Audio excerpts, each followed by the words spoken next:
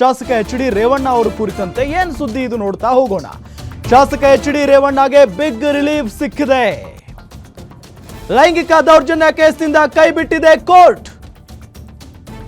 H D. Revanna ವಿರುದ್ಧ ಮಹಿಳೆ ದೂರನ್ನ ದಾಖಲಿಸಿದ್ರು. ಲೈಂಗಿಕ ದೌರ್ಜನ್ಯ ಪ್ರಕರಣದಿಂದ ನ್ಯಾಯಾಲಯ ಕೈಬಿಟ್ಟಿದೆ. ಐಪಿಸಿ ಸೆಕ್ಷನ್ 354A ಅಡಿಯಲ್ಲಿ ದಾಖಲಾಗಿತ್ತು ಪ್ರಕರಣದಿಂದ ಕೈಬಿಡುವಂತೆ ರೇವಣ್ಣ ಅರ್ಜಿಯನ್ನ ಸಲ್ಲಿಸಿದ್ರು. ಹೊಳೆ ನರಸೀಪುರ ಪೊಲೀಸ್ ಠಾಣೆಯಲ್ಲಿ ಕೇಸ್ ದಾಖಲಾಗಿತ್ತು. ಶಾಸಕ ಎಚ್.ಡಿ. ರೇವಣ್ಣಗೆ ಈಗ ಬಿಗ್ ರಿಲೀಫ್ ಸಿಕ್ಕಿದೆ. ಬಹಳಷ್ಟು ಕುತೂಹಲ ಇತ್ತು, ಏನಾಗಬಹುದು ಈ ಪ್ರಕರಣ ಅಂತ ಹೇಳಿ. ಆದರೆ ಅವರ ಹೆಸರನ್ನ ಕೈಬಿಟ್ಟಿದೆ. ಈ ಒಂದು ಪ್ರಕರಣದಿಂದ ಎಚ್.ಡಿ. ರೇವಣ್ಣ ವಿರುದ್ಧ ಮಹಿಳೆಯೋರ್ವರು ದೂರನ್ನ ಕೊಟ್ಟಿದ್ರು. ಲೈಂಗಿಕ ದೌರ್ಜನ್ಯ ಪ್ರಕರಣದಿಂದ ಈಗ ನ್ಯಾಯಾಲಯ ಅವರನ್ನ ಕೈಬಿಟ್ಟಿದೆ.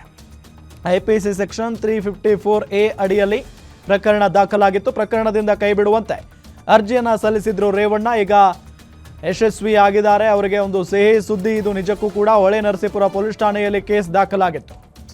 ನಿಮಗೆಲ್ಲ ಗೊತ್ತೇ ಇದೆ ಅವರ ಪುತ್ರ ಪ್ರಜ್ವಲ್ ರೇವಣ್ಣಗೆ ಏನಾಗಿದೆ ಇದೇ ರೀತಿಯಾದಂಥ ಪ್ರಕರಣದಲ್ಲಿ ಅಂತ ಹೇಳಿ, ಯಾವ ರೀತಿಯಾದಂಥ ಶಿಕ್ಷೆ ಆಗಿದೆ ಅಂತ ಹೇಳಿ.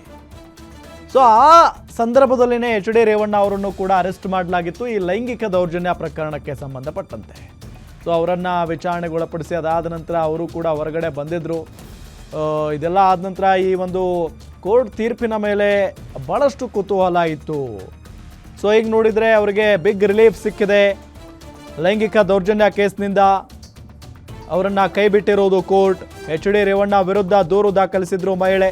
ಹೊಳೆ ನರಸೀಪುರ ಸಂತ್ರಸ್ತೆ ಲೈಂಗಿಕ ದೌರ್ಜನ್ಯ ದೂರನ್ನು ದಾಖಲು ಮಾಡಿದ್ರು. ಲೈಂಗಿಕ ದೌರ್ಜನ್ಯ ಪ್ರಕರಣದಿಂದ ನ್ಯಾಯಾಲಯ ಕೈಬಿಟ್ಟಿದೆ. ಐಪಿಸಿ ಸೆಕ್ಷನ್ 354A ಅಡಿಯಲ್ಲಿ ಪ್ರಕರಣ ದಾಖಲಾಗಿತ್ತು. ಪ್ರಕರಣದಿಂದ ಕೈಬಿಡುವಂತೆ ರೇವಣ್ಣ ಅರ್ಜಿಯನ್ನು ಸಲ್ಲಿಸಿದರು.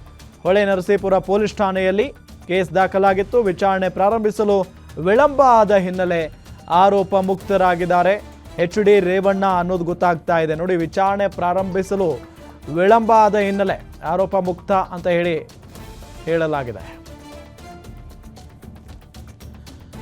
ಇದೇ ವಿಚಾರಕ್ಕೆ ಸಂಬಂಧಪಟ್ಟಂತೆ ಡೀಟೇಲ್ಸ್ ಕೊಡ್ತಾರೆ ನಮ್ಮ senior crime reporter Ajay.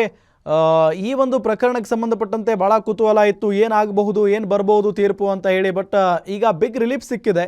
Details ಕೊಡ್ತಾ ಹೋಗೋದಾದ್ರೆ ಖಂಡಿತವಾಗ್ಲೂ ರಾಮ್, ಏನು ಎಚ್.ಡಿ. ರೇವಣ್ಣ ಅವರಿಗೆ ನಿಜಕ್ಕೂ ಕೂಡ ಇದೊಂದು ರೀತಿ ಬಿಗ್ ರಿಲೀಫ್ ಅಂತಾನೆ ಹೇಳ್ಬೋದು. ಯಾಕಂದ್ರೆ ಹೊಳೆ ನರಸೀಪುರ ಸಂತ್ರಸ್ತೆ ನೀಡಿದಂತಹ ದೂರಿನ ಮೇರೆಗೆ ಲೈಂಗಿಕ ದೌರ್ಜನ್ಯ ಎಚ್.ಡಿ.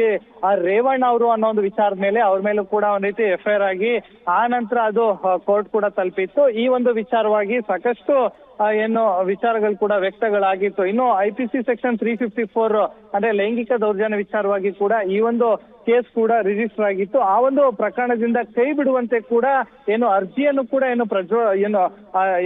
ಎಚ್.ಡಿ. ರೇವಣ್ಣ ಅವರು ಕೂಡ ಸಲ್ಲಿಸಿದ್ರು. ಸೊ ಹೀಗಾಗಿ ಆ ಒಂದು ವಿಚಾರವಾಗಿ ಈಗಾಗಲೇ ಆ ವಿಳಂಬ ಆಗಿದೆ ಈ ಒಂದು ಪ್ರಕರಣ ಅಂತ ಹೇಳಿ ಈಗಾಗಲೇ ಕೋರ್ಟ್ ಕೂಡ ನಿರ್ಧಾರ ಮಾಡಿ ಈಗಾಗಲೇ ಆ ಒಂದು ಅಪ್ಲಿಕೇಶನ್ ಅನ್ನು ಕೂಡ ಈಗಾಗಲೇ ವಜಾ ಮಾಡಿರುವಂತದ್ದು. ಅಂದ್ರೆ ರೇವಣ್ಣ ಅವರು ಹಾಕೊಂಡಿರುವಂತ ಅಪ್ಲಿಕೇಶನ್ ಅನ್ನ ಎತ್ತಿಡಿದೆ ಕೋರ್ಟ್ ಅಂತಾನೆ ಹೇಳ್ಬೋದು. ಯಾಕಂದ್ರೆ ಇದರಲ್ಲಿ ನನ್ನ ಪಾತ್ರ ಏನು ಇಲ್ಲ ಅಂತಾನು ಕೂಡ ಹೇಳಿದ್ರು. ಇನ್ನು ಆ ಒಂದು ವಿಚಾರದಲ್ಲಿ ಅದನ್ನ ಪ್ರೂವ್ ಮಾಡೋದಕ್ಕೂ ಕೂಡ SIT ಅಧಿಕಾರಿಗಳು ಎಲ್ಲೋ ಒಂದ್ ಕಡೆ ವಿಫಲ ಆಗಿದ್ದಾರೆ ಅನ್ನೋ ಅನುಮಾನದ ಮೇಲೆ ಈಗಾಗಲೇ ಕೋರ್ಟ್ ಕೂಡ ಈ ರೀತಿಯಾದಂತ ಒಂದು ನಿರ್ಧಾರಕ್ಕೆ ಬಂದಿದೆ ಅಂತಾನೆ ಹೇಳ್ಬೋದು. ಈಗ ಸದ್ಯಕ್ಕೆ ಒಂದ್ ರೀತಿಯಾದಂತ ಬಿಗ್ ರಿಲೀಫ್ ಅಂತಾನೆ ಹೇಳ್ಬೋದು.